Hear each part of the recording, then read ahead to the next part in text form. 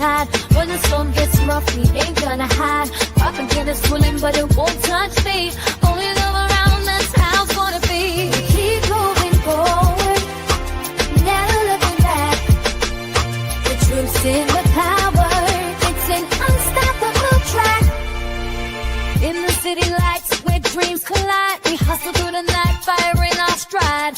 Whispers in the dark can't dim my glow. With rhythm in my soul, I'm ready for the show. We break the chains, rewrite the rules in this concrete jungle where nobody's fools. Unity sings louder than the lies they scheme. In our heart and the struggle, we dare to dream. Keep moving forward, never looking back. The truth's in the power, it's an unstoppable track. Another Queen Ahmadiyyah production. Haze on the corner, they talking real loud. Spreading on light, trying to bring me down. Enemies lurking, but I won't back away. Got a vision in my mind, I'm here to stay. Got my crew beside me, we rise like a tide. When the storm gets rough, we ain't gonna hide. Rock and get us swilling, but it won't touch me. Only love around, that's how it's gonna be. We keep moving forward, never looking back. The truth's in the power, it's an unstoppable track. In the city lights where dreams collide, we hustle through the night, fire in our stride. Whispers in the dark can't dim my glow. With rhythm in my soul, I'm ready for the show. We break the chains, rewrite the rules in this concrete jungle where nobody's fools. Unity sings louder than the lies they scheme. In our heart and the struggle, we dare to dream. We keep moving forward, never looking back. The truth's in the power, it's an unstoppable track. Haze on the corner, they talking real loud. Spreading on light, trying to bring me down. Enemies lurking, but I won't back away. Got a vision in my mind, I'm here to stay. Got my crew beside me, we rise like a tide. When the storm gets rough, we ain't gonna hide. Rock and get us swilling, but it won't touch me. Only love around, that's how it's gonna be. We keep moving forward, never looking back. The truth's in the power, it's an unstoppable track. In the city lights where dreams collide, we hustle through the night, fire in our stride. Whispers in the dark can't dim my glow. With rhythm in my soul, I'm ready for the show. We break the chains, rewrite the rules in this concrete jungle where nobody's fools. Unity sings louder than the lies they scheme. In our heart and the struggle, we dare.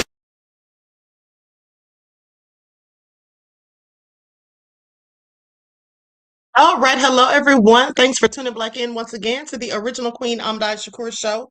I'm your host, Queen Ahmadiyyah Shakur, and this is your daily vitamins. So as you're coming in, please feel free to go ahead and subscribe to the channel if you haven't done so already.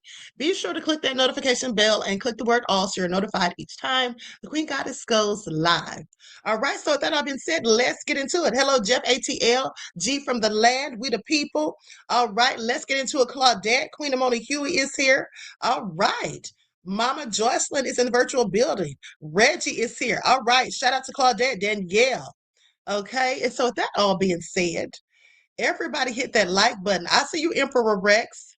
Shout out to all of my loyal royals, everyone tuned into the Queen, and a big shout out to my moderators because y'all know they be putting in work. Okay. So Get Smart is here. All right. Above all that drama. All right. Desmond. Okay, we the people. So let's get into it. Before we get started, let's have a brief word from my sponsor at 12 Tribes. I see you, Deronda, beloved. Here we go. Do not buy 12 Tribes on Earth hair growth oil and hair magic elixir unless you want super healthy, gorgeous hair that grows. They have a whole line of amazing hair growth products, including hair growth leave-in conditioner spray, hair growth shampoo, hair growth spray, and hair growth butter. I'm starting to sense a theme here. They include quality natural ingredients. They smell amazing, and you can see the results for yourself. So if you're looking for healthy hair growth for your natural or relaxed hair, try 12 Tribes on Earth today.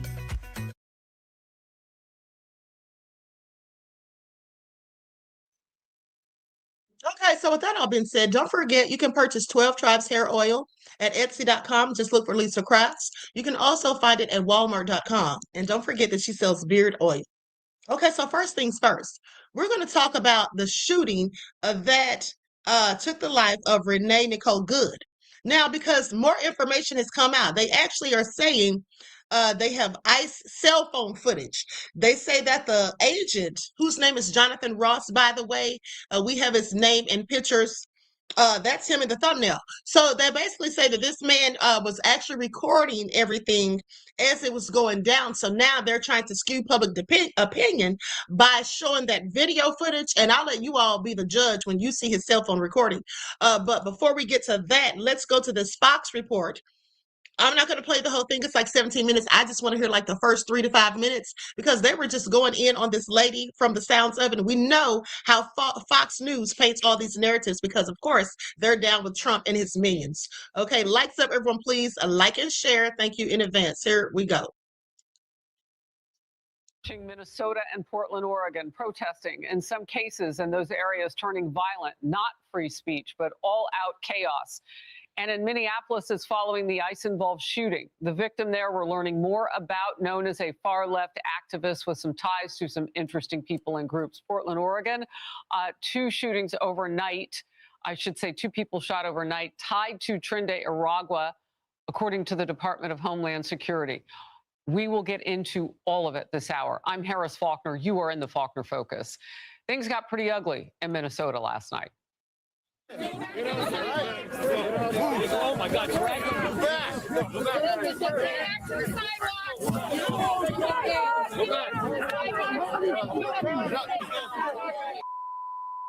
Let's go. Federal agents arrested at least 12 people there last night and calling them protesters at this point. Let's move into agitators. And if they prove crimes against them, we'll call them criminals. Agents were forced to use tear gas and pepper balls to disperse the agitators. And tensions are also high around the investigation into that shooting. State officials are now urging the federal government to let them be part of the probe. Well, they were, but the federal government has jurisdiction. And now the feds are arguing Minnesota does not have that legal jurisdiction. They don't. Here's Minneapolis Mayor Jacob Frey. You got nothing to hide from, then don't hide from it. Include local experts in the process. We got nothing to hide from here. All we want in Minneapolis is justice and the truth. And of course, before he could go further, he had to explain why he was dropping F-bombs and promised not to make any more. But he wants us to find experts. I hope he doesn't consider himself one. Well, just into Fox now. Brand new video from the Daily Mail. Watch this closely. I've only seen it once, right before we came to air. Their reporting shows the woman killed, Renee Nicole Good, was already blocking the road for 4 minutes before that confrontation with ICE agents.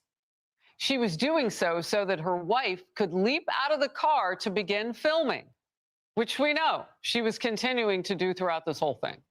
We're also learning more about the woman whom agents killed in that shooting. Sources saying that Nicole Renee Good was an immigration activist who was part of a left-wing group that would monitor and interfere with federal immigration enforcement operations. In fact, on the ground that very afternoon this week, you could hear the whistle blowing. It's something that they're known to do so that they can tell the neighborhood that ICE agents are in the area. Former acting Homeland Security Secretary Chad Wolf is coming up with me in focus. Before that, Fox team coverage. Christina Coleman in Portland with more on the arrest there. Yes, and then first, Alexis McAdams in Minneapolis with the latest there. Alexis.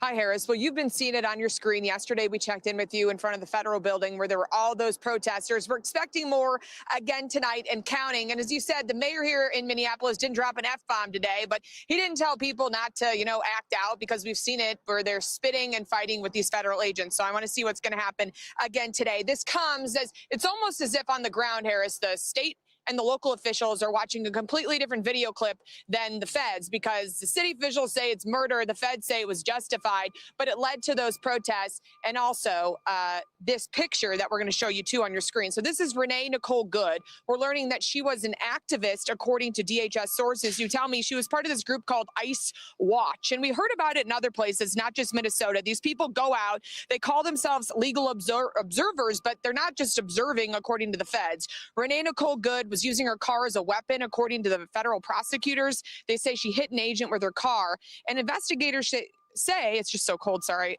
say that she was with this group that monitors, tracks, interferes, and are against all federal immigration enforcement. Listen to this. This individual, the subject in question, the deceased, had been following our law enforcement throughout the day, stalking them. At the time of this incident, our law enforcement was outside of their vehicle, trying to get their vehicle out of the snow, when she started blocking our law enforcement, harassing them, impeding lawful operations on the ground.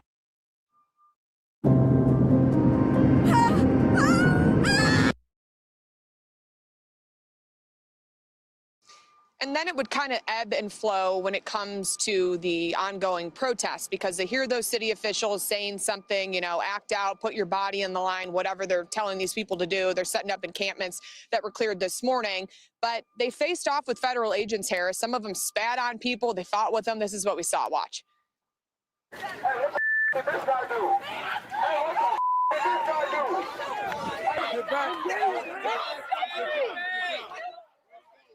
And if that wasn't enough, some people thought that they were going to block these agents from leaving the federal building. So they jumped on their cars. One of them tried to smack off the side rear view mirror. And some of them got arrested, because whether you like these federal officials or not, or you have questions, you know, you can't attack federal agents. So back out here live. The last thing too that I really think could be the big part of the story, Harris, is that the White House and federal investigators are looking into who funds these ICE watch groups, who trains these people to tell them, hey, show up here, get in the middle of an ICE ongoing operation. You know, I don't know. We'll have to see what happens. Yeah, and we're also hearing reports about people who are wearing yellow vests who look like they're official on the streets, but they're not. And that's what's helping out those blockades like what we saw in South Minneapolis. Hydrate, stay warm. I was covering on the streets of Minnesota a lot. I know how cold. Okay, they can miss me with it. At the end of the day, so what if she was a part of that ICE watch thing, which that hasn't been substantiated? That could be another part of their narrative. Who knows? But they're trying to use that to make a connection to try to make it more plausible that she was likely out there agitating ICE. Okay, that's what they want it to look like. Okay, but let's go to the video where they have the phone audio.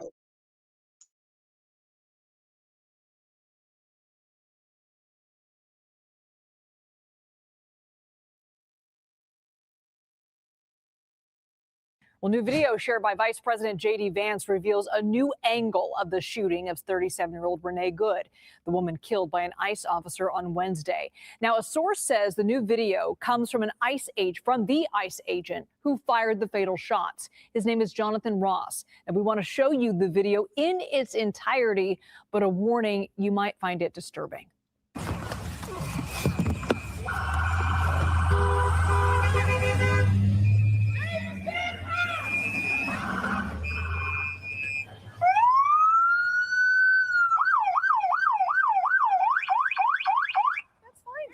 I'm not mad at you. Show your face. I'm not mad at you. It's okay. We don't change our plates every morning, just so you know.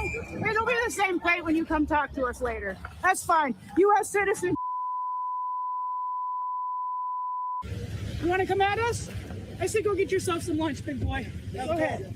No car. Oh!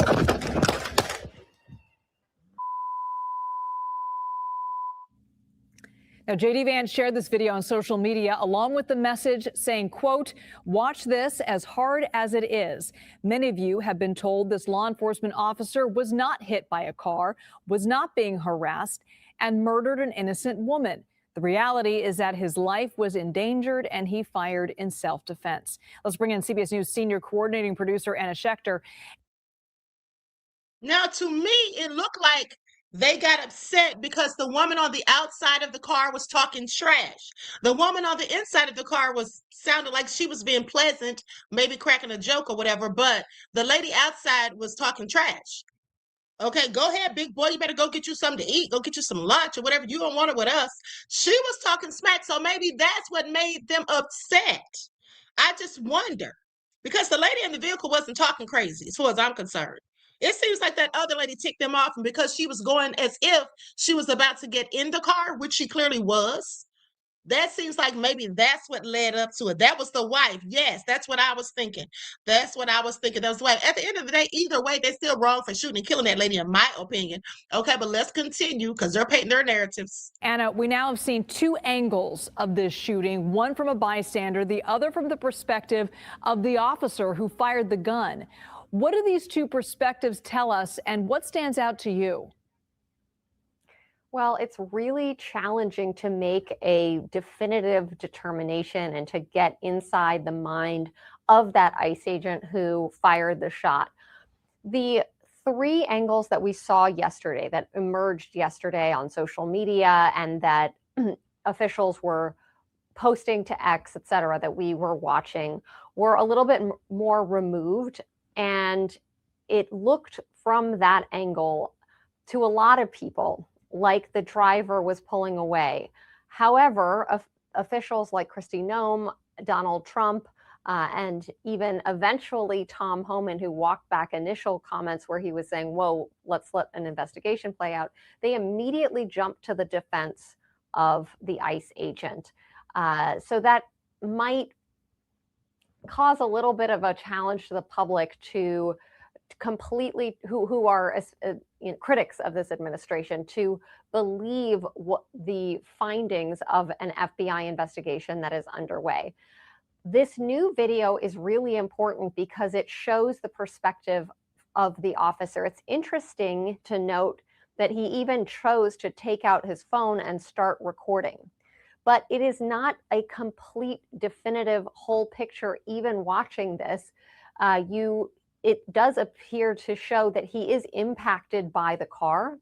What's interesting, though, is we don't hear a clear gunshot, which is really loud. You hear it on the other, and it's probably just the way that, because of the impact of the vehicle, or I'm not sure why, actually, but you don't hear it on this video. But it certainly, now we have a little bit more perspective, and we also have identified the wife of the victim engaging there with the ICE agent. So that paints a little bit more of a picture. So I think we're still slowly putting the pieces together. From my perspective, we do investigative reporting here. We take our time. We look at all angles. It takes time to put things together and make a determination. And that's what ultimately a court would do, make a determination about whether the action that the ICE agent took was reasonable or not, Liz. I want to talk a little bit about a court and also a potential trial. The investigation into this shooting is now solely being led by the FBI without the help of state and local experts. How might the FBI's takeover shape this investigation, and could that impact future legal proceedings in the possibility that this case does indeed go to trial? It's such a great point, Liz. There are nuances here. So generally what would have happened is the FBI would take over as the lead since it's so high profile and it's a federal agent involved.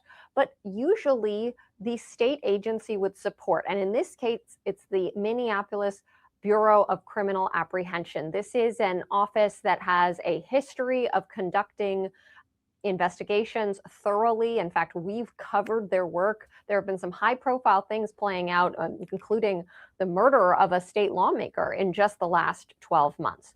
So generally, that agency is going to support, and there's a coordination. Even like a federal prosecutor might talk to a district attorney, and in this case, it's the Hennepin County District Attorney. But there's been such a breakdown in trust and communication. This is highly unusual. And so now, since the state investigative body has essentially, they're saying they don't want to be involved because they've been blocked from accessing key information, that might make it challenging. However, I reached out to the Hennepin County district attorney today because I immediately thought, well, wait a minute, what are they really going to do? And they did put out a statement that they want to exercise their right.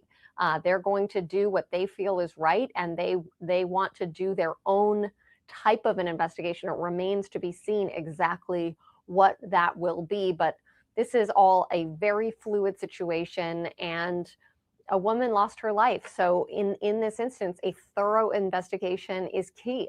And I think that's what the public will demand, and it remains to be seen how this will all play out. Yeah, and I'm curious, from the get-go, almost immediately after this shooting, you had high-ranking government officials like Kristi Noem, Vice President J.D. Vance, immediately saying that this ICE officer acted in self-defense, that he was being threatened, his life was at stake here. How might that dialogue and those statements being made to the public, either on social media or on press conferences, is that going to have an impact eventually in this, if this does go to trial? Well, let's say the Hennepin County District Attorney chose to file a charge. That might be taken into account, and the district attorney might present that as evidence that the FBI couldn't conduct an independent investigation. But let's also look at the other side. You also had the mayor come out and local officials come out and declare that the ICE agent murdered the woman before the investigation was complete. So that is very tricky. And I would tell you that probably no prosecutor wants any of these statements out there on either side, because they don't want the legal process to be put in jeopardy. We have a court system, imperfect as it is. It's still what we have. And it's important that we honor the process in this case. Anna Schechter, thank you so much. You don't need a second job. You just need to learn how to talk to AI. So, Okay, so with that all being said, did that change for those of you who just watched that video and you just saw the cell phone footage from the ICE agent? Did that change your mind about the fault in this incident? Once, if yes, if you've seen the footage from the cell phone that the ICE agent supposedly took, did that change the way you view the incident? Once, if yes, twos, if no. Reggie said, so no verbal commands and time to respond. Right, that's another thing. People who were there on the scene said they were giving her conflicting commands, which I've seen this happen a myriad of times with Black people. They'll tell you, get out of the car, stand up, get over here, sit down, and then the person's confused. I've shown you videos of that. So they're saying they were giving her conflicting commands, telling her to get out of the car, and then somebody said stay in the car or whatever. But at the end of the day, I was wondering why with the cell phone video, why we didn't hear those gunshots? Were they edited out? Now, the news reporter tried to make some excuse, but I was wondering why we did not hear the gunshots in that video. What did they do and why? I have questions. Okay, so Reggie, thank you for your insight into the topic, beloved, and your contribution to this channel. I appreciate you. Peace, love, and blessings. So it looks like most of you, it looks like I don't see anything but twos. So clearly that didn't sway you all's opinion. It didn't sway mine either. I mean, to me, they're clearly grasping at straws. But what I want to do now is go to this panel discussion with an ex-prosecutor to hear what he has to say. But also we have Geraldo Rivera. And I haven't watched this, but I can only imagine what Geraldo's going to say, because let's not forget, this is the same man who blamed Trayvon Martin, okay, basically said he shouldn't have had on a hoodie. I'm sorry. Here's the thing. Let me just say something about that real quick. Same thing I said back then. You know, when they want to paint this notion that Black people, you know, specifically Black men or young Black men who dress like with sagging pants or wear hoodies or whatever, that you look dangerous. Well, that's all because of stereotypes, and that's all just profiling. Because if a white guy had on a hoodie, does he look dangerous? They always want to say it's the Black person. But here's the thing also. To me, it really doesn't matter what a Black person has on, because if somebody's racist and they want to commit a hate crime or do something nefarious to you, they'll still do it. Because as we should know from history, it's been proven. Our ancestors used to be walking home from church, in their Sunday best. And they would still be lynched at what they called a ninja. But now we call it a picnic. So it didn't matter how they were dressed then, so it doesn't matter how they dress now. Okay, hatred is about the skin that you're in. So they don't care about your clothes. Okay, that's what they don't care about. So when Geraldo said that, he sounded so idiotic to me. That's just my opinion. Okay, and let's also not forget many of the soldiers, the black soldiers who fought in wars in this country, who risked their lives, who saved people who didn't look like them during battle, came home only to be lynched while still in their uniforms. So that's why they can never make me think that anything that we're doing, just walking about, going about our daily business and lives, how we're dressed, does not cause them to think a certain way. They already think a certain way, the ones that do, and that's just what it is, in my opinion. But let's continue. I'm going to share my screen. Okay, here we go. Likes up, please. Don't forget to like and share. Thank you in advance.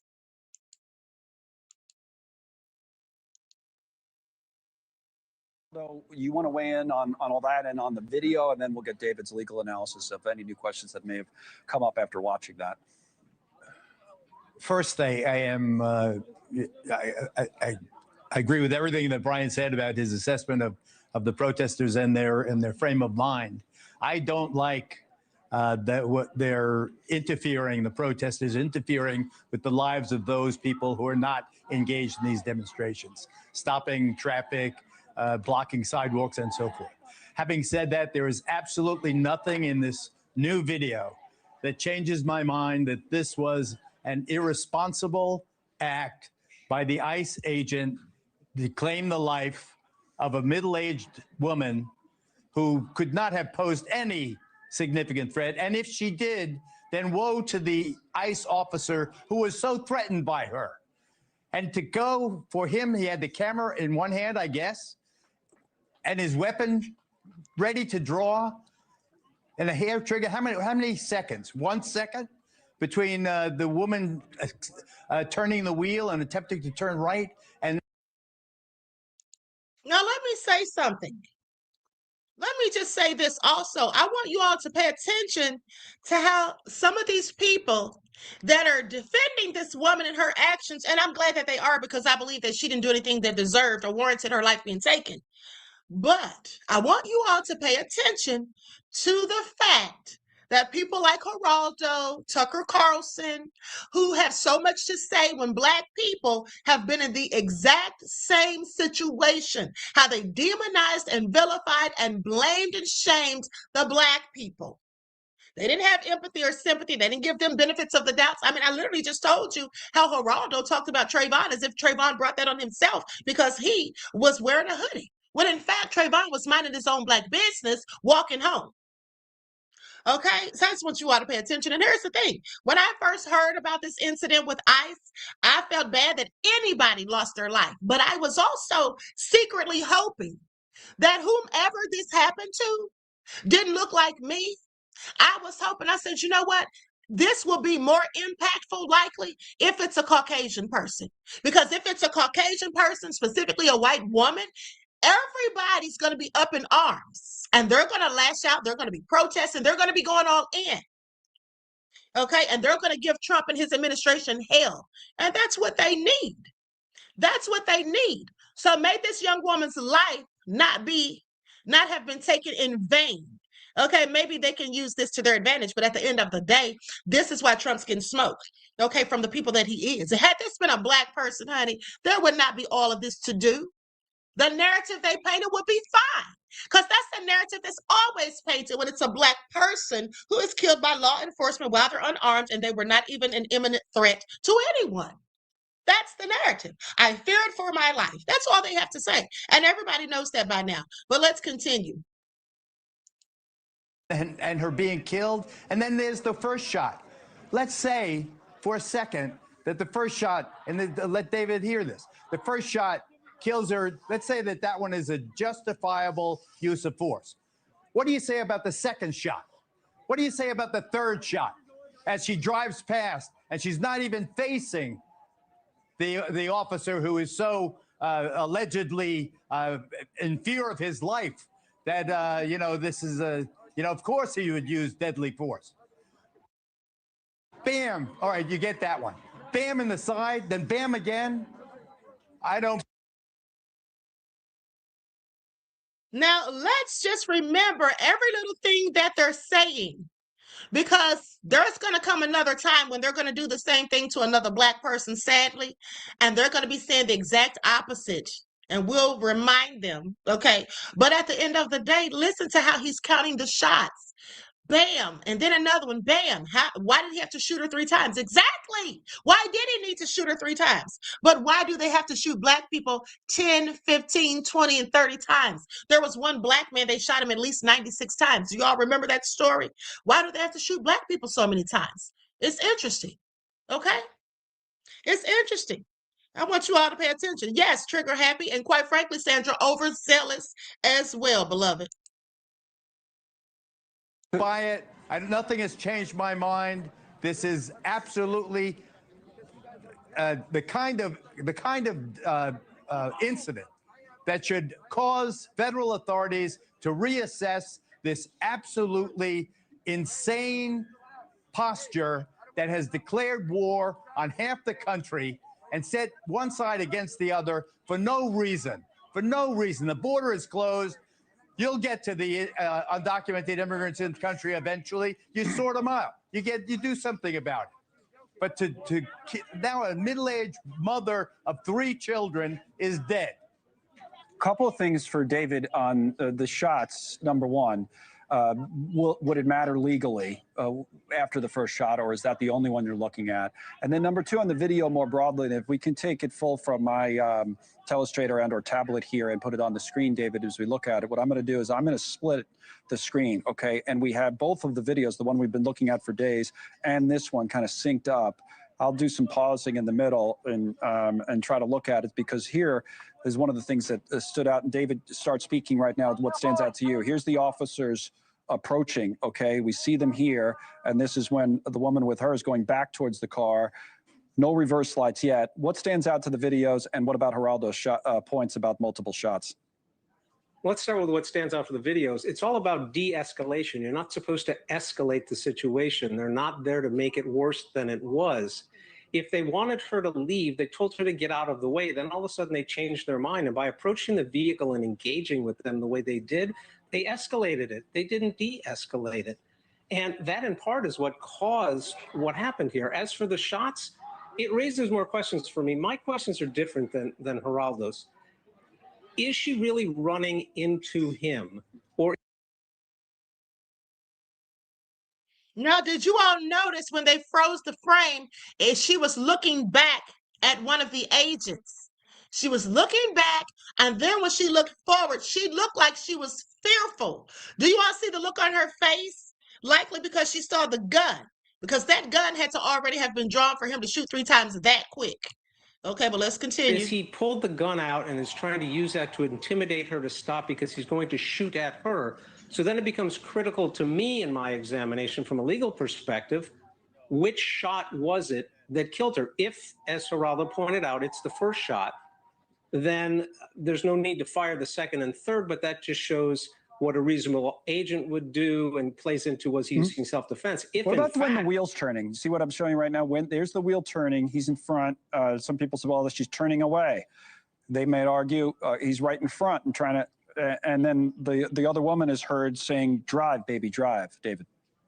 Well, it's not helping that the other woman is saying, drive, baby, drive. And she is, turning the wheel and trying to get around from in front of him. And so then we get into the question, self-defense. Did he have a duty to retreat if he was defending himself against the imminent use of force? Different than if you're standing with your back up against the wall. There's nowhere for you to go. There's no way for you to get out of the way. He could have de-escalated by simply moving out of the way and letting. Okay, they could miss me with it. At the end of the day, that woman was in fear of her life. That woman was scared as hell. That's what it was. I would have tried to drive away too. He had the gun out. The guy's in the window. There's one off to the side. He clearly is the one that did the shooting. Okay, she was turning away. Exactly. Like, this was totally uncalled for. They could miss me with it. And I also want you all to notice something too. This is what I want you all to notice. You know, it's funny because this literally just hit me, just dawned on me. When Black people get killed like this, unjustly by police officers, and they're not armed or anything, people who don't look like us will be all over the internet saying, oh, they should have done this, they should have done that, they should have committed a crime, they should have obeyed lawful orders. But do you all see how we as Black people, we're just pointing out the truth? It doesn't matter that she was Caucasian. We're not trying to paint a narrative. We're not trying to victim blame. We're not just automatically taking law enforcement's side. I want you all to pay attention. But the same people try to act like we're so nefarious, so inhumane, and so violent collectively. Yeah, we're not. Okay, and this is why they send their children, oh, if you get lost, go find a Black woman or a Black man. That's why. Just remember that. But let's continue. Go off, and then getting back to my other points about the shots, right? If she's not dead and she's fleeing, he's not entitled to fire at her those additional 2 or 3 shots as she's going away. So ballistics are important.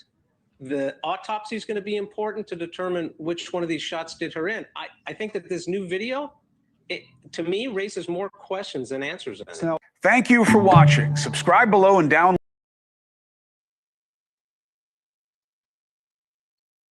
Okay, now that was a pretty good breakdown as far as I'm concerned. They did a pretty good job on that breakdown.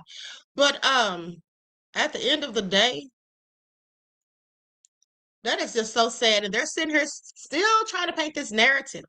And then JD Vance coming out today. He's the one that released the cell phone footage. Okay. He's the one that released the cell phone footage. But before I get into the next topic, I want to show you all something. Now, when I first watched this, I thought it was funny. And I said, oh, I got to show this on live. But I want you all, there's something deeper that I thought about when I watched it. So let's look at this video. It's a brief video. Okay. And I want you all to pay attention. You say that, Mom, you on the news. What's up? Oh, the chicken! What is that? Oh my God, what the fuck, Mackenzie? What the fuck? What did you do? I didn't do shit. I didn't do shit. Oh my. Camera in Brownsville Walmart. If you have any information on the suspect, call 911.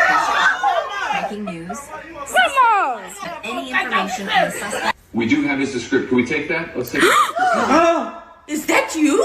Of course not. Daddy, like me. that is you. Where were you in Pennsylvania? I know, God. You see this? Ain't y'all too. I know that's not you and DJ. That's AI or something. It ain't no A.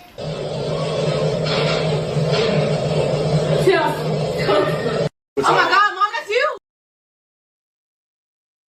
Okay, now y'all see that, right? Now, when I first saw that, I was cracking up because I'm thinking they pranked them so good. But then I thought about, wait a damn minute. That looked real. That looked very real. Okay? Clearly it was AI, but this ain't funny. That's right, Deronda. This AI-ish ain't funny at all. Okay? If they can do that, if we can do that at home, what the hell do you think they can do? What do you think they can do? Now, let's not forget also that their technology, facial recognition specifically, let's talk about that one for a second. They have made it to where it's racially biased. Because why is it that it can, accurately identify heavily melanated people, dark-skinned people like myself? You could literally get arrested and accused of something because they made a wrong identification because of the facial recognition.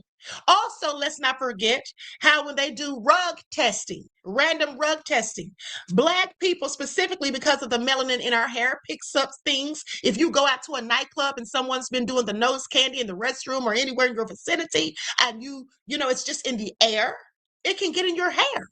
And then when they do the follicle test, you can test positive even though you've never done it a day in your life. That actually happened to a Black police officer when he'd gone into the evidence room.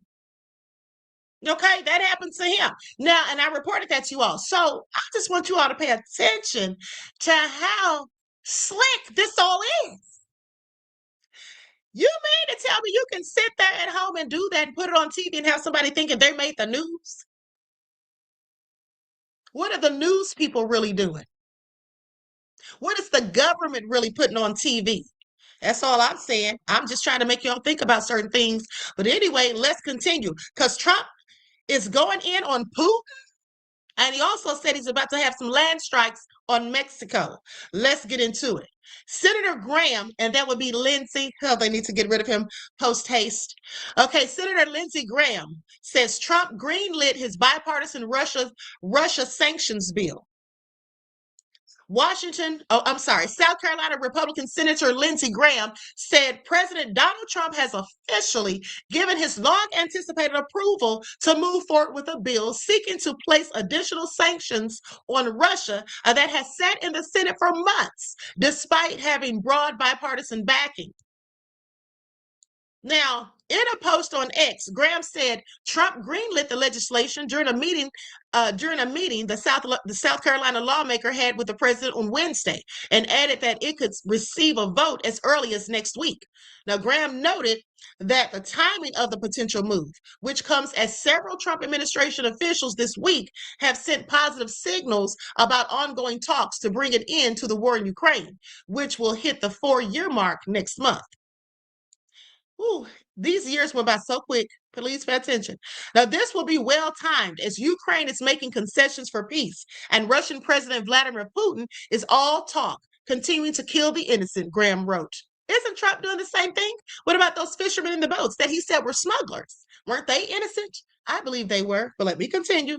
This bill will allow President Trump to punish those countries who buy cheap Russian oil, fueling Putin's war machine. Ooh, honey, this is dangerous territory. So they're trying to put Putin out of business. Yikes.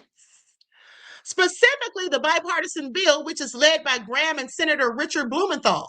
Okay, this would place a 500% tariff on goods imported into the U.S. from Russia, as well as nations that buy oil, gas, uranium, and more from the country. How y'all think Putin feels about all this? The move is intended to come into play if Russia refuses to negotiate a peace deal with Ukraine or violates an agreement should one be made. The legislation has the backing of more than 3/4 of the upper chamber and was first introduced months ago, but has not seen action as Republicans had signaled they were waiting for the green light for Trump or from Trump. I bet you Trump was stalling. Okay, I bet you Trump was stalling. The White House did not respond to an inquiry from Spectrum News seeking confirmation that Trump gave his sign-off. Trump has been pushing to bring an end to the nearly four-year-old war in Ukraine since his return to office almost a year ago, and has expressed frustration that such an outcome has proved more difficult than he anticipated, particularly when he said on the campaign trail that he could stop it in a day. The U.S. president has gone back and forth on which leader, Putin or Ukraine's Vladimir Zelensky, has faced the brunt of his expressed frustration. The Trump administration did announce new sanctions on what it said are Russia's 2 biggest oil companies in October, or for what officials described as a lack of serious commitment to a peace process to end the war in Ukraine, just after canceling a proposed in-person meeting between Trump and Putin. But some lawmakers in Washington have been pushing for harsher actions as they look to isolate and put pressure on Russia's economy, hoping it will hinder Moscow's ability to continue the war. Just before the holidays, a bipartisan duo of House lawmakers unveiled their own fresh Russia sanctions bill in the lower chamber and a Democratic-led discharge petition, which allows lawmakers to circumvent the chamber's leadership seeking to put harsher penalties on Moscow, almost has the support that it would need to move forward.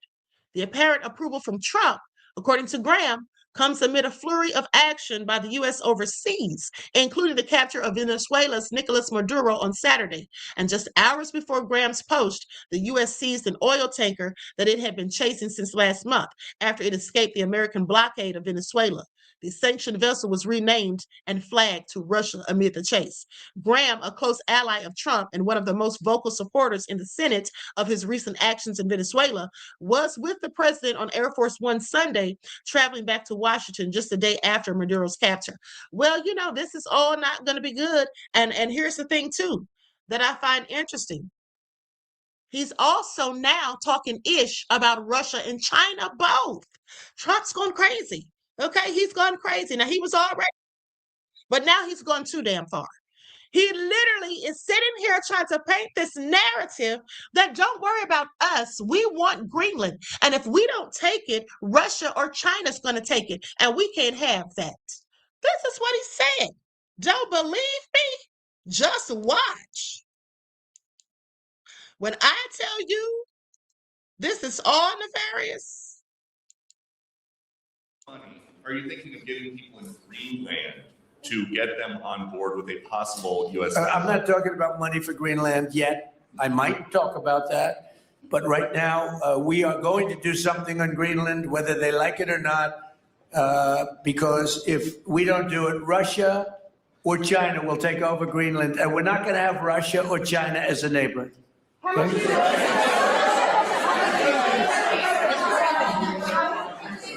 I would like to make a deal, you know, the easy way, but if we don't do it the easy way, we're going to do it the hard way.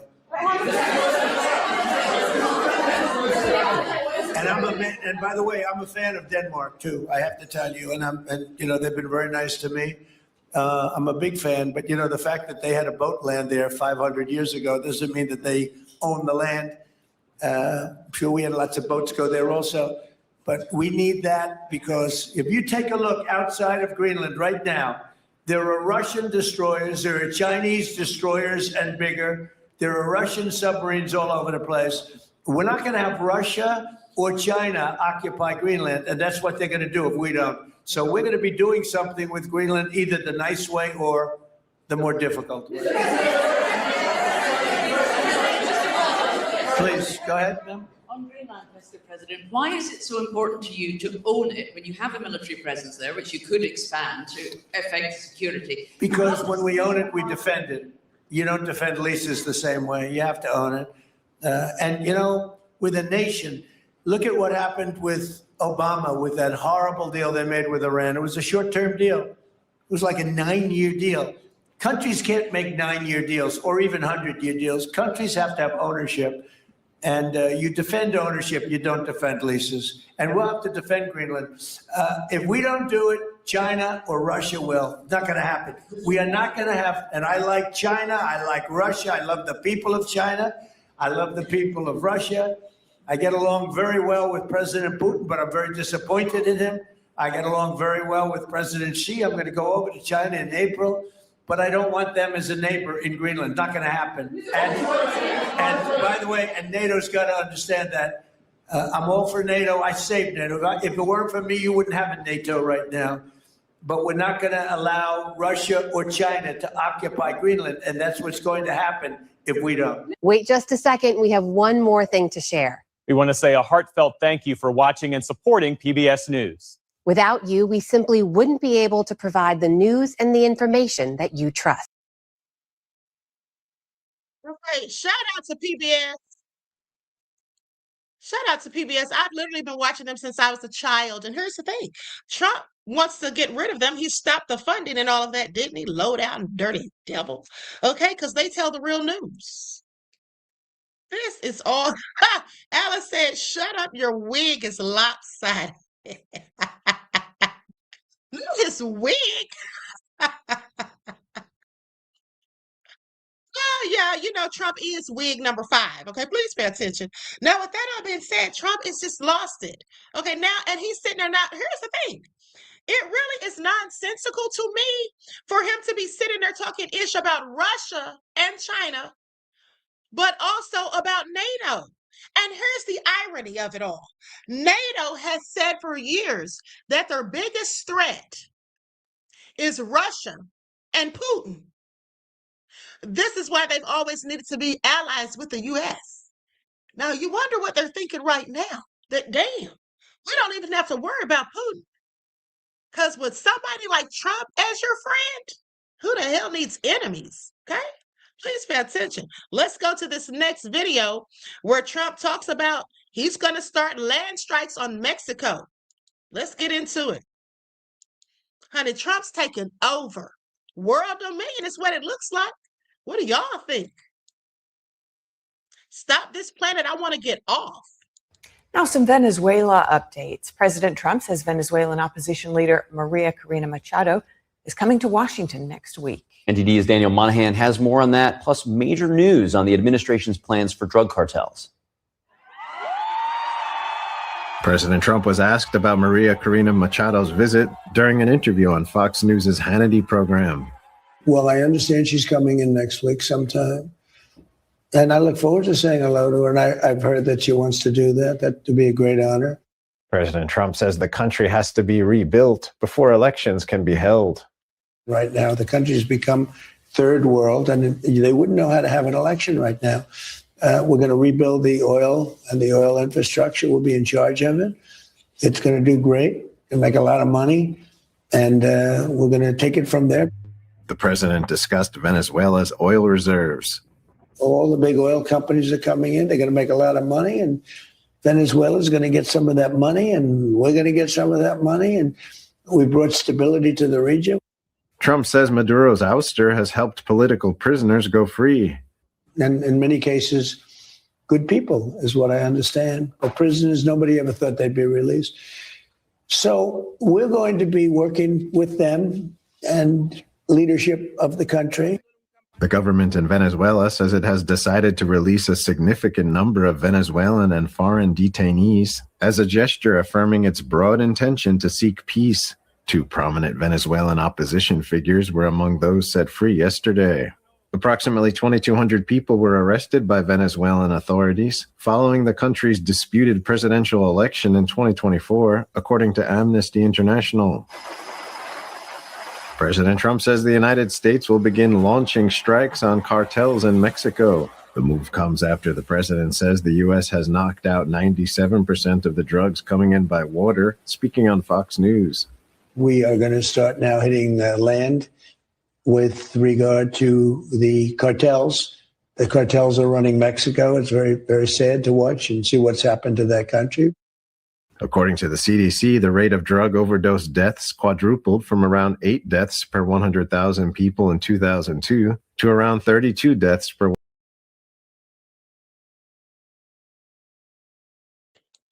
think we've heard enough. Okay. And Kiko Buffetti, you're absolutely right. That's what this all seems like, right? Ooh, honey, Trump is the worst. He is absolutely the worst. Now, he's talking all this mess. Do you all remember a few months ago, I reported to you that he had spoken to the president of Mexico, okay, Sheinbaum. Isn't that her name? He spoke to her, and remember, he asked her if she wanted help. Let me see if she's changed her mind. This is all crazy. I know she didn't. I know she didn't. This is all a hot mess. Hold on.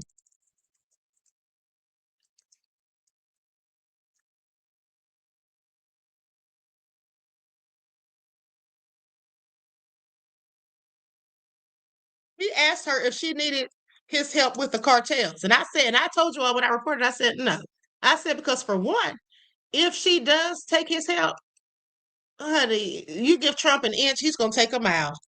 Okay? That's what he's going to do. Guaranteed. You give him an inch, he's definitely going to take a mile. He'll be over there running the country, okay, instead of her doing it. Now, I just looked it up. Let me see here. Okay, it says no. The president of Mexico has not agreed to let Trump or the U.S. help the cartels by sending U.S. troops or conducting military operations on Mexican soil, and she has explicitly rejected proposals involving U.S. military intervention against cartels inside Mexico. Now, this is what I reported to you all months ago, and I just knew this was still the case, but I just wanted to verify that. But here's the thing. Very interesting how Trump does whatever the hell he wants to do, literally. So he asked this woman, she said no, but he's going to do it anyway. He's going to do it anyway. Okay, just like when he wanted to send the National Guard to certain states and have them going around certain cities and all of that, and when the governors and mayors told him no, he sent them anyway. Okay? Measurement says everyone knows that 90% of liars can lie 80% of the time, 30% on the spot, calculated 90 of 65% of statistics. Trump, boy, by 100%. Okay, clearly the math is mathing. Thank you for that, beloved. Okay, and that was funny. And thank you for your insight into the topic, your contribution to the channel. I appreciate you. Peace, love, and blessings. Reggie said he knew Grump was lying. Okay, he's always lying.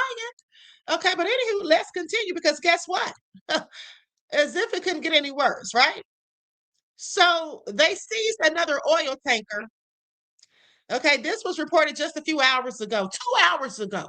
They have seized another oil tanker, so let's get into it. Okay, this is all nefarious. And after this, it's Friday, so we got to let our hair down and have some fun. We got to be messy and talk about how Tasha K got roasted for filth by none other than Cardi B. I'm talking about this roast to me was epic.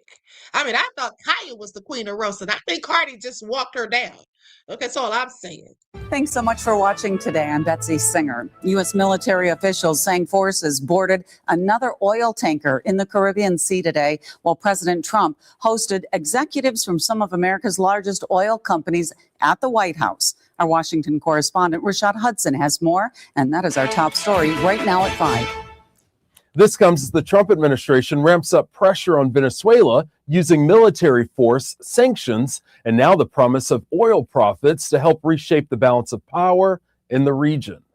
In dramatic fashion, U.S. forces repelling from a helicopter, seizing another oil tanker in the Caribbean Sea. New video from U.S. Southern Command shows the capture of a fifth vessel, part of a U.S.-led effort on sanctioned Venezuelan oil. They are being apprehended, that we are ensuring that our sanctions policy and U.S. law are being followed. The seizures come after President Trump met with top oil executives at the White House Friday, urging them to invest and rebuild Venezuela's oil infrastructure. We're going to be making the decision as to which oil companies are going to go in, that we're going to allow to go in. Pennsylvania Republican Congressman Dan Muser says the strategy is about more than energy. What we're gaining, it's not oil, it's the leverage that we also gain over China. Democrats, however, accuse the president of mixing national security with personal interests. This is about building an empire for himself, his family, and his cronies. All of this comes nearly 1 week after U.S. forces captured former Venezuelan leader Nicolas Maduro and his wife, a move the president admits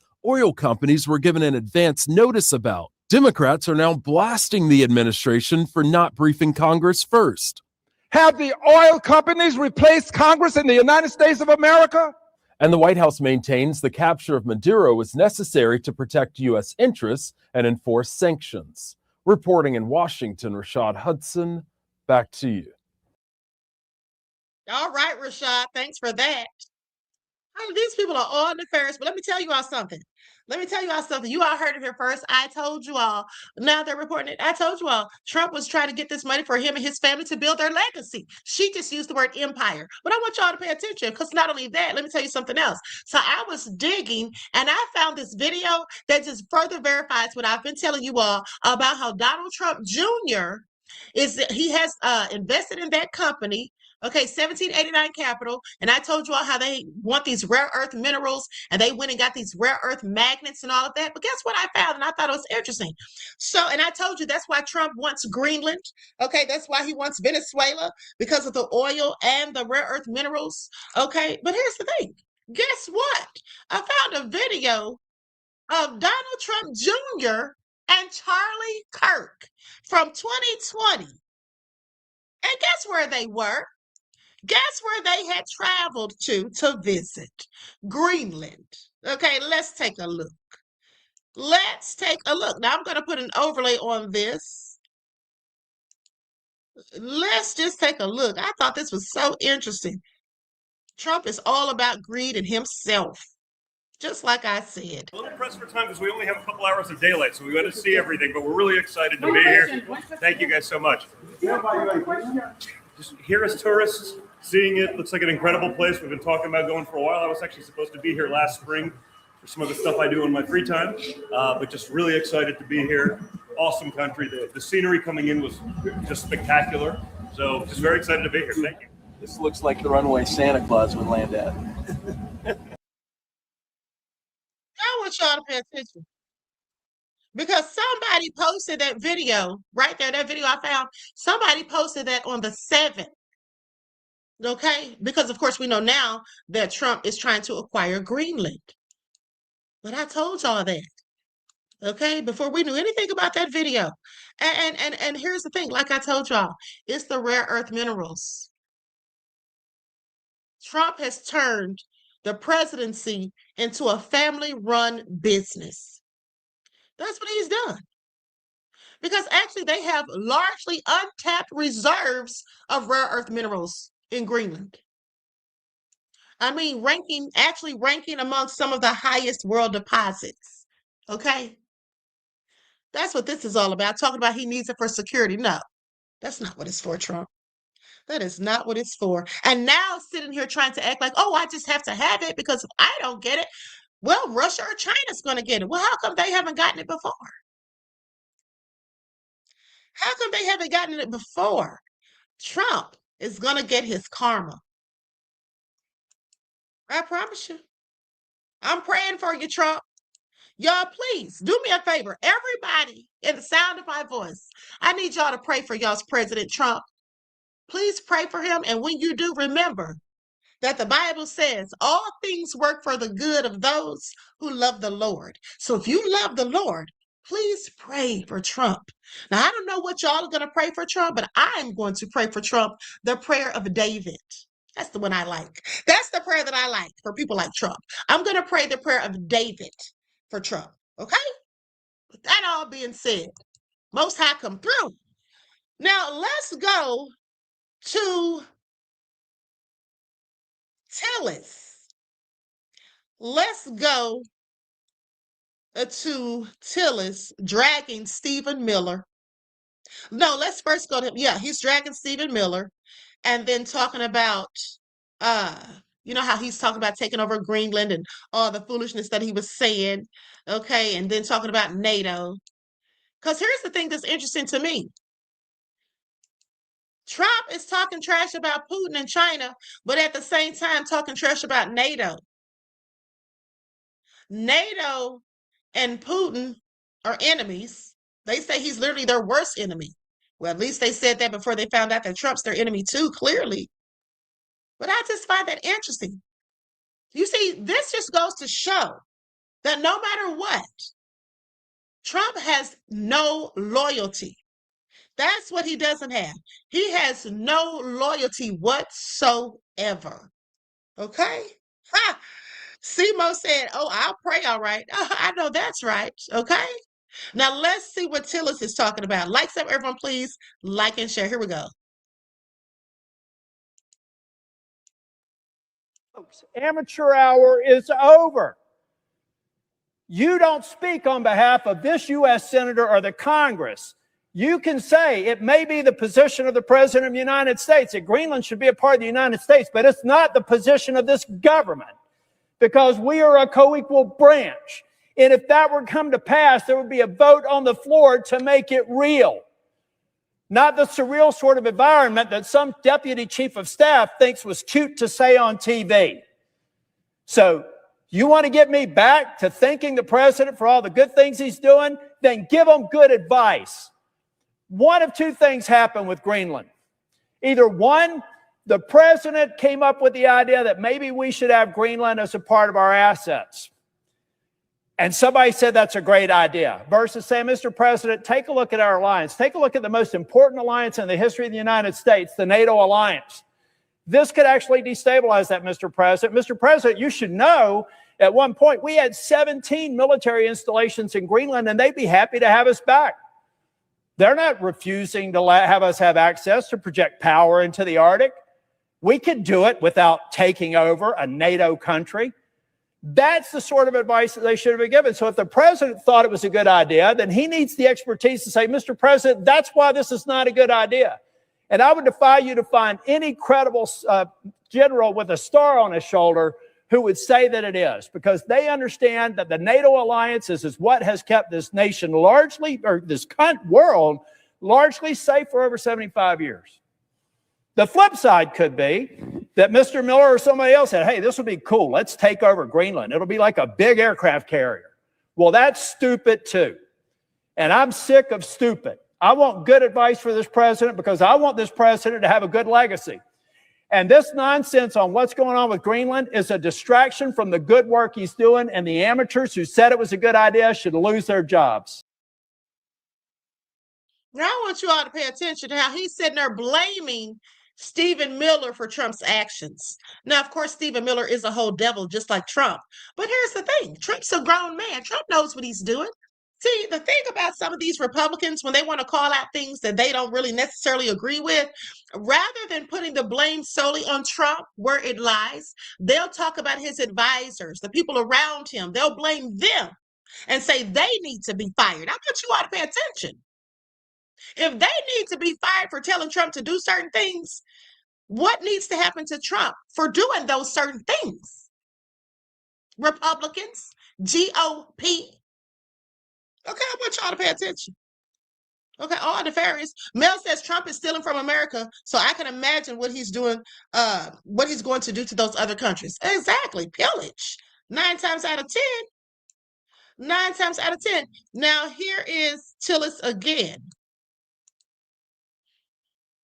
And after this, we got to talk about how they supposedly beat up Maduro's wife, honey. That's the word. Stephen Miller to lose his job? Look, either Stephen Miller needs to get into a lane where he knows what he's talking about or get out of his job. Look, the reason why I thought it was important for me to make a comment on the floor is I've been the Republican leader of the Senate NATO Observer Group since 2018. There is no more important alliance than the NATO alliance. And Denmark has punched above its weight. It came to Afghanistan, lost 43 soldiers on the ground, fought in some of the most contested regions, honoring their Article 5 commitment to the United States. I think they lost more soldiers than any other country per capita. Per capita, they did. And Jake, they were in among the NATO allies at the time. It was 30 nations. They were among the top 6. And think about all the nations bigger than them. So to have the prime minister suggest that they have to be prepared for some sort of action by the United States suggests to me that Mr. Miller does not know anything about the alliance, the importance of it. And, generals, I was on Senate Armed Services for 8 years, and generals would always say the same thing. The only thing worse than going to war with allies is going to war without allies. This alliance is critically important. Shaking that alliance sends a signal to Putin that he's winning, and Stephen Miller doesn't represent the U.S. government. He represents the Article 2 branch, and I, as a member of the U.S. Senate, get to weigh into this issue, and I know, whether they say it out loud or not, most of my colleagues agree with me. Do you want Stephen Miller to lose his job? Look, either Stephen Miller needs to get into a lane where he knows what he's talking about or get out of his job. Look, the reason why I thought it was important for me to make a comment on the floor is I've been the Republican leader of the Senate NATO Observer Group since 2018.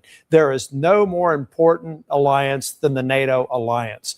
And Denmark has punched above its weight. It came to Afghanistan, lost 43 soldiers on the ground, fought in some of the most contested regions, honoring their Article 5 commitment to the United States. I think they lost more soldiers than any other country per capita. Per capita, they did. And Jake, they were in among the NATO allies at the time. It was 30 nations. They were among the top 6. And think about all the nations bigger than them. So to have the prime minister suggest that they have to be prepared for some sort of action by the United States suggests to me that Mr. Miller does not know anything about the alliance, the importance of it. And, generals, I was on Senate Armed Services for 8 years, and generals would always say the same thing. The only thing worse than going to war with allies is going to war without allies. This alliance is critically important. Shaking that alliance sends a signal to Putin that he's winning, and Stephen Miller doesn't represent the U.S. government. He represents the Article 2 branch, and I, as a member of the U.S. Senate, get to weigh into this issue, and I know, whether they say it out loud or not, most of my colleagues agree with me. Do you want Stephen Miller to lose his job?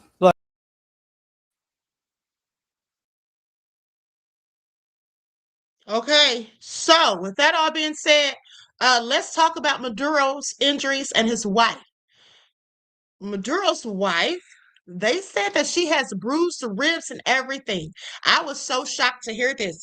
The first thing I was wondering when it all went down was, why was this woman even captured? Why was she even taken into custody? When these world leaders do nefarious things and they're brought down, the wife is never taken in. I've never seen a case where that's happened, but I found it all interesting that this woman was taken in, and now it looks like somebody beat the crap out of her. But of course, they have another story.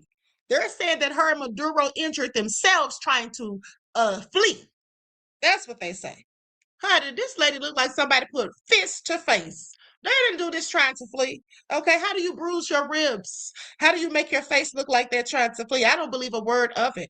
Okay, and you all know that they had their hearings at the same court where they had Diddy's, the court that I was at in New York. And so the reporters there, they were taking notes and writing down, because I don't think they allow cameras in the courtroom. Okay, so with that all being said, I find it all so interesting. Likes up, everyone, please like and share. Here we go.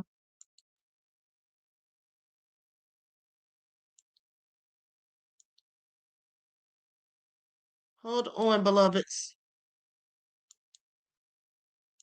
Okay, here we go.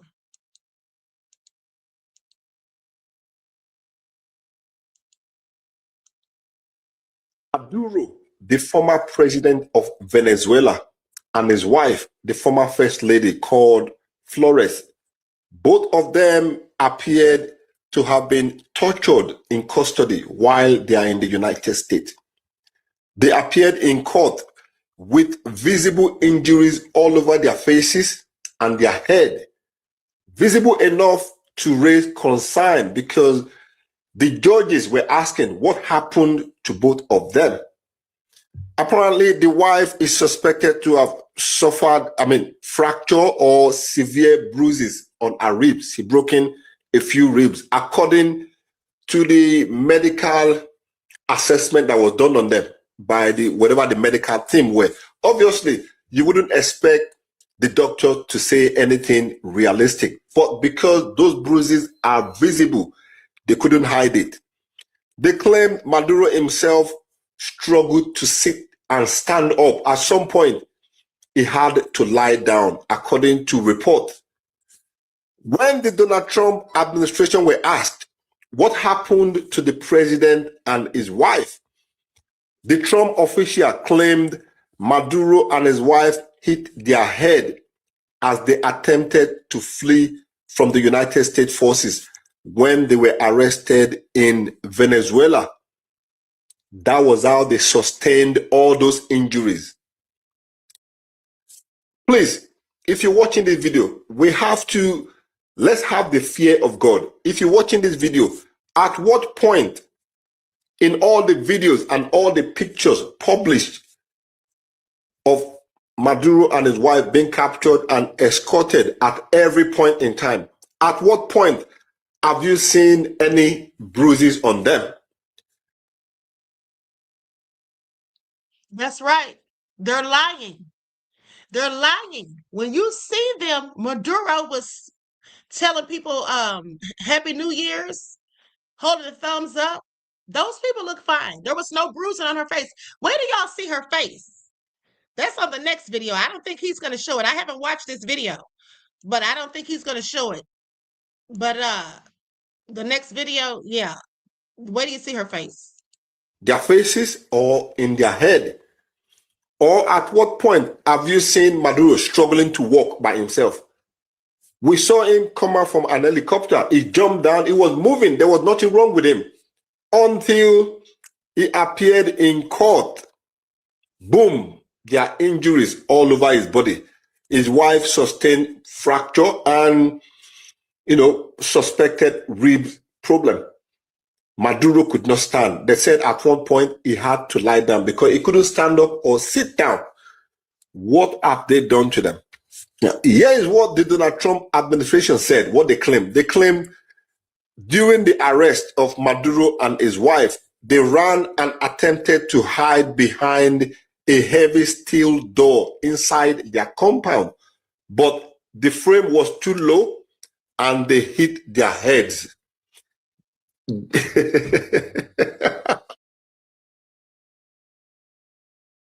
It's the dumbest lie ever. Now, you know darn well that man had that thing built just for that, for a safe place. Why would the frame be too low? And as tall as Maduro is, okay, I see why he's laughing, because that's ridiculous. They claim they hit their head as they tried to escape. That was how they sustained the injuries.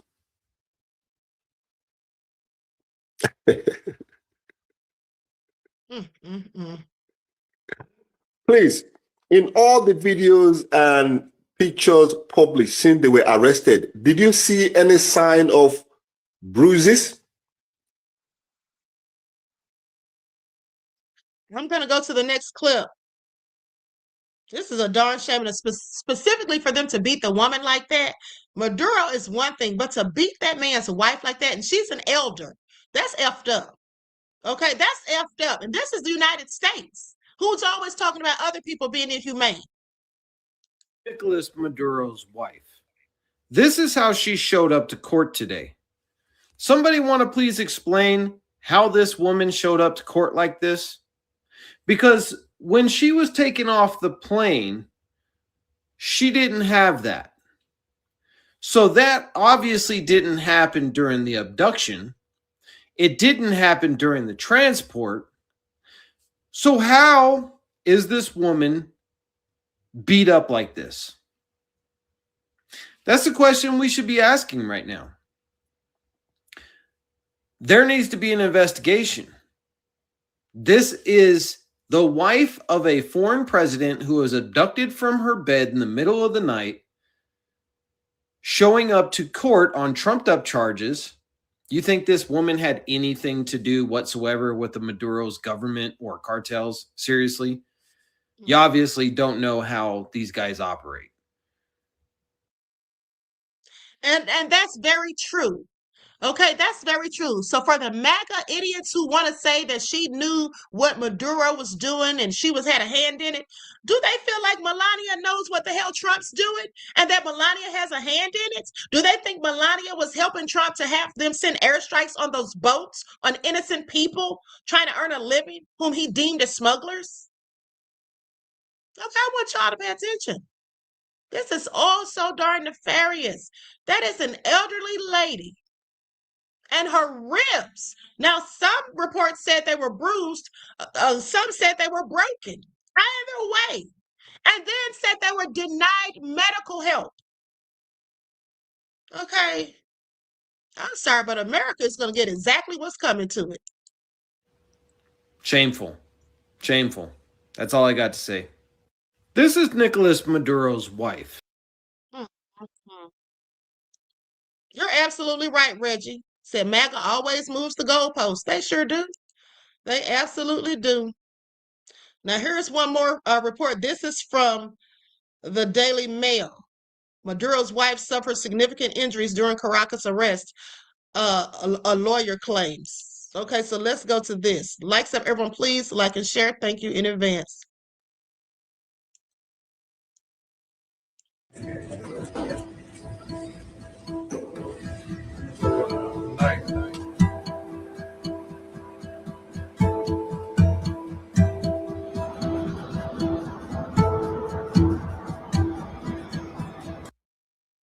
Now, I want you all to pay attention to how swiftly she's able to walk in these videos and how there's no bruising about her face. Okay? Nothing wrong with her face.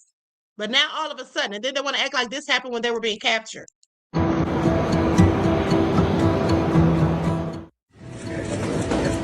at her face. Nothing wrong with Maduro. Maduro seemed like he was limping a little bit.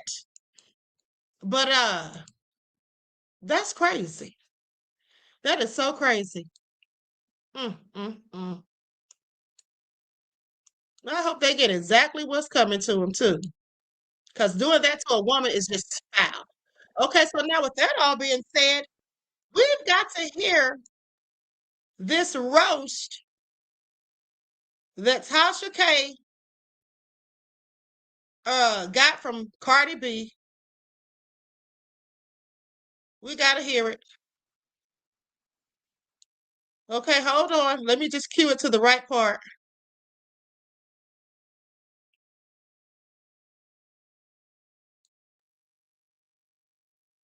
Okay.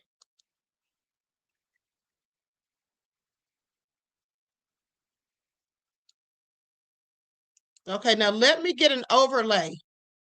Let me put an overlay on the screen, and we're going to listen to the audio.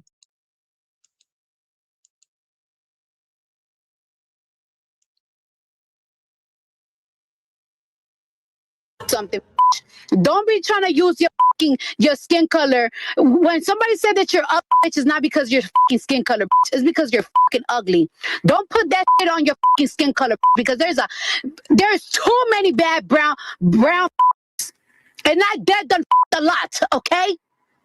So don't even put that. Don't start with that race baiting because one thing for sure, two things for certain. There's a lot of you have caused so much damage to the black community. The way that you trash talk so much legends, the way that you make up lies about a lot about black celebrities. I never see you harass not one white person. All you ever do is talk. You even said that Portia was ugly. Are you dumb? That's one of the baddest ever. So don't ever say that. Just because you're insecure and people call you fucking ugly, don't put that on your skin color. You're just an ugly. And I didn't say nothing about your nose. You just ugly. Second, you out here talking about original face. My original face, the face that I had, the face that I have now, the face that I had in 2015, the face that I had in 2010, the any face that I ever had, you ain't with it. You ain't with it. Let me tell you something about you. Let me tell you something about you. Let me tell you something about me, and let me tell you something about you. Let me tell you something, right? When you a dancer, you know what you gotta look like? You gotta look good. You gotta be a bad. That's why I was making thousands of dollars every single night. Not sucking. I ain't had to show no. I strip in New York. In New York, you can show no. And be because you're gonna get fired. You can't even leave the club with. You're gonna get fired. How I look. I was a pretty petite, nice stomach, nice, pretty little young. Let me tell you something. One thing about it, you can never make money off your looks. You couldn't even strip even if you wanted to. You always been a chopped cheese hoe. You always been chopped cheese. You always been a sherm. And you can never rely on how you look. You can never rely on how you look for no fucking money, no fucking nothing. You look like fucking Little Boosie. Actually, Little Boosie look better than you. So stop it. You know the difference between me and you, that's what you hate. When all things fail, I can rely on my looks. When all things fail, I can rely on taking care of me because I'm a bad. You never been that. You gotta be the provider in your relationship. You know what else you mad at me because you know what else you mad at me about? You mad because I have a mom and dad to fall back on. That's why you always gotta bring up come and go. But you know what's something that you don't have? If your leave you, you don't got no family to go to. Your family hates you. And that's a fact. I don't give what you're talking about your spaces. You know how much your mama had to hate you that she was letting your uncle touch on you?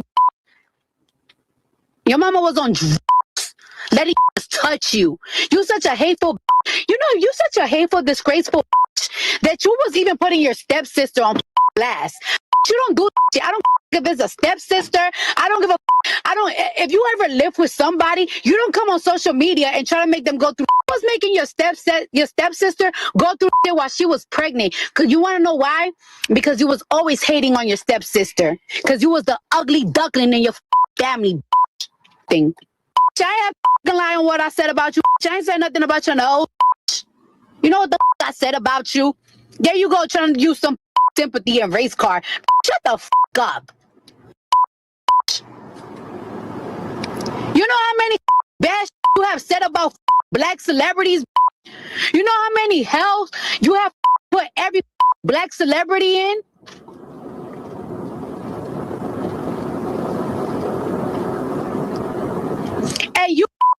that's to be supporting her because you think they have your fave back and best interest. They don't got their best interest. She don't got nobody interest. Y'all here supporting her and because you think that she got your fave's best interest, but she don't. You want to know why she don't have your fave's best interest? Because a like her, you all here making false allegations about people that was directly working with the. Why would you do that? Knowing that you could be putting the business and work at risk, but you don't. You only give a about yourself. That for self. Just for self. Using your fave as a pawn to have her support y'all, to have you support her. That I'm just saying, if I were like that, I'm very vulnerable. You know, I love showing my vulnerability. I think it's normal. To show vulnerability. So I love getting on live. I ain't gonna say I love getting on live crime, but I love when I up. I love when I'm emotional. I love when I'm happy. I love when I'm sad. Y'all get to see all parts of me. You know what I'm saying? And it's all parts of my 100% authenticity, you know, my original face, my original hair and hairline. Original, you know, and it will always stay like this, you know, my original body. I love being Black. I love being a dark-skinned Black woman. I love having a big round nose. I love how it shines when I'm on camera from being drunk. Like, I love all of these. My husband loves to rub noses with me. My kids give me nose rubs, like everything But the fact that your husband is there with you at night. He's upstairs asleep. He was like, Tasha, what happened against it? I said, baby, go to sleep. This has nothing to do with us. Like, baby, just keep working for me. That's all your job is to do. Just keep working for me, working for us. Thank you for having a vasectomy. So in case he did go out and cheat, there wouldn't be no side babies or anything like that. At least, I don't know that life. You understand what I'm saying? I don't. Like, our kids were planned. You know, like we actually, you ready to have it? Yeah, I'm ready to have it. Okay, cool. You know, we're going to do that. Like, everything in our life is like planned. Like not rebounds, or I'm trying to, you know, or I'm getting with it. Hey, y'all, every day y'all harassing me. If y'all not harassing me, y'all find something to harass on somebody that got involved with me. No, I'm going to take it there.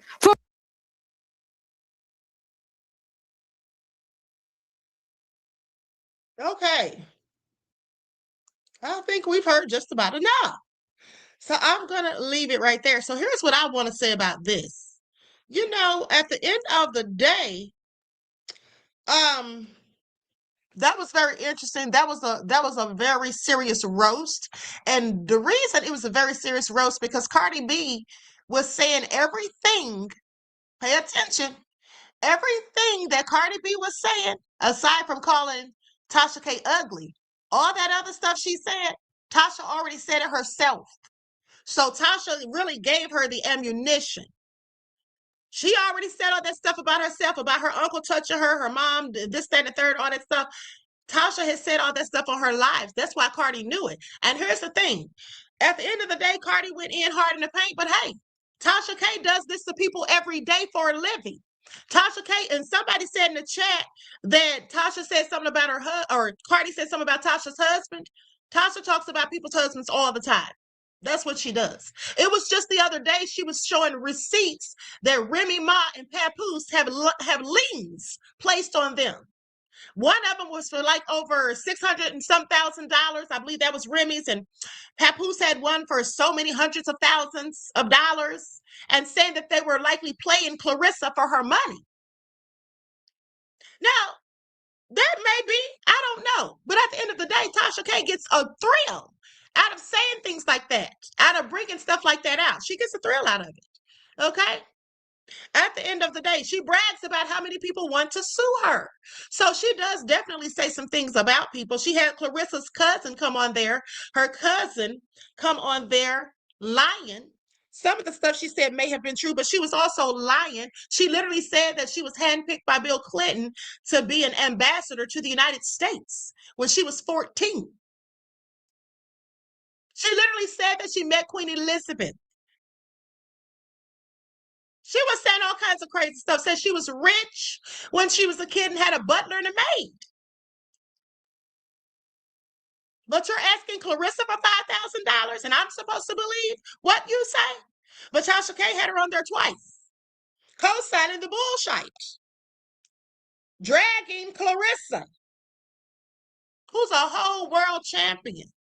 So I don't feel bad about what Cardi B said about Tasha K. Whether some of y'all feel like Cardi B is anti-Black or not. Because one thing that Cardi B did say that's a fact, she said Tasha K don't ever drag white people, and she doesn't. Her stories are always dragging Black people. Now, and this all makes sense because after somebody sent me this today, and after somebody sent it to me, so everything started making sense. Because just the other day, I was listening to Tasha K, and she had talked about this white girl who supposedly slept with over 100 guys in like a day, and now she's gotten baptized and become a Christian. And Tasha reported on that, and she said, see, and they be trying to say I don't talk about white folks on this channel. Why do you say that? Because you don't. Because you don't. So that's why she talked about that, apparently. Okay? Apparently. At the end of the day, she could be a hater, Juju, but at the end of the day, Tasha K brought this on herself. Okay, I'm sorry. If you say things about people, nobody can get mad when the person says something in return about you. And I'm not caping for Cardi B because I'm no Cardi B fan. Okay, at the end of the day, I'm too grown for Cardi B's type of music. I'm not talking about rap. I'm just talking about her type of rap. But with that all being said, at the end of the day, you got to be willing to take what you dish out. Okay. And when somebody roasts you with facts, with things that you said yourself already, how do you combat that? You can't. You can't come back from that. You can't come back and hit them harder than they hit you. All you can say is what Tasha K said. Well, my body's natural. My husband's not going to go and have a side baby because he got a vasectomy and this and that. And she was talking about her body and this and that, but Tasha K, you do have veneers, so your teeth are not real. So if we want to talk about what's real and what's not, her teeth are not real either. Okay? Cardi had work done, but getting your teeth done is work too. That's all I'm saying. Pop can't talk about the kettle when they're both Black, is my point. Okay? But so anyway, this is the drama that you get into when you do celebrity gossip. This is the drama you get into. And you know how this all really started? I believe this all came from when Tasha K was talking about Stefan Diggs and that incident with Stefan Diggs where the chef accused him of assault. And then the chef said that his girlfriend called her or sent her a voice message or something saying that, it's not that serious. And then Tasha was implying that it was Cardi B.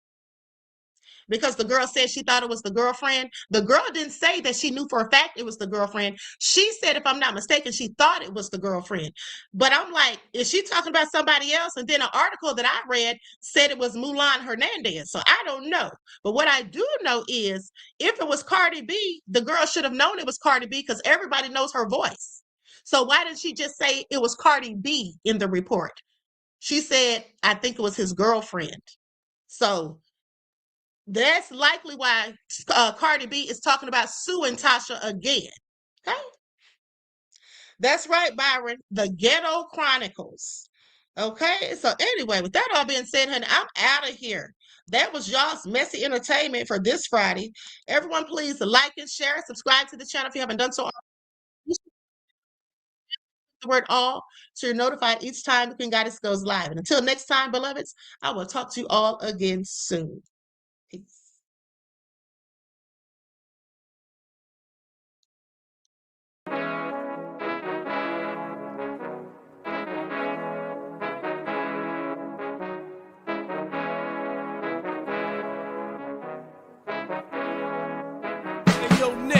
With that soul all in my skin, God all in my blood, kings all in my circle. You touch one of mine and you're done. They show no love for the queen.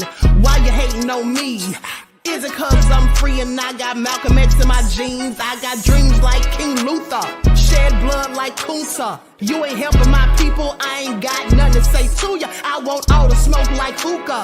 Talking reparations, America won't be great until they give us compensation. I'm like, I'm the hottest right now. See a bunch of lames out here trying to jock on my style. They be doing too much. I'm the queen, it's too easy. It's like they all at Popeyes, how they be talking so greasy. I just sit back and laugh while these haters get madder. So nefarious how they don't want my pockets with cheddar. I tell them they can do better. These snakes in the grass can leave a bite on your ass, cause y'all be trusting too fast. I got my foot on the gas, other one on they necks. Dropping receipts on haters, you better show some respect. I'm never facing regrets, we only facing the threats. Running through every challenge like a relay, break no sweat.